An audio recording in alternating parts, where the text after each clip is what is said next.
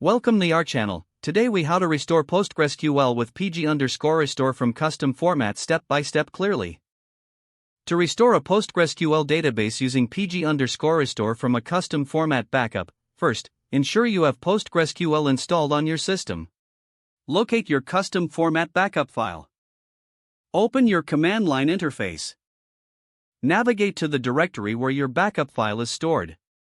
Use the command PG_restore followed by options to specify how you want to restore the database. If you want to restore into a specific database, include the D option followed by the database name.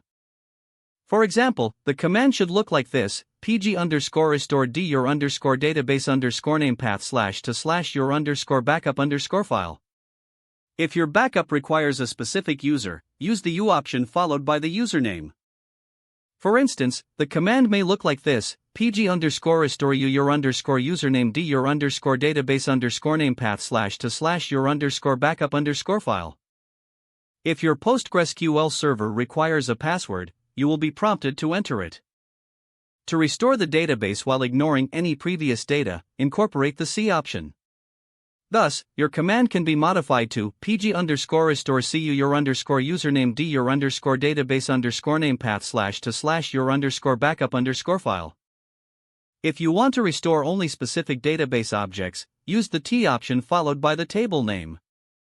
For example, PG_restore your username D your database name T your table name path / your backup file. To visualize the restoration process, add the V option for a verbose output. Your command can now be PG_restore vu your username D your database. After you execute the command, the restoration process will begin. Monitor the output for any errors that might occur during the process. Once the restoration completes successfully, you will see a summary of the actions taken. Finally, connect to your database using a PostgreSQL client to verify that the data has been restored as expected. If the page does not load, refresh the browser or try again in a private or incognito window. Make sure you are using the correct email address, then retype it carefully to avoid small typos. If your password is not accepted, use the reset option and create a new strong password you can remember. Check your spam folder for verification or security emails, then complete any requested confirmation steps.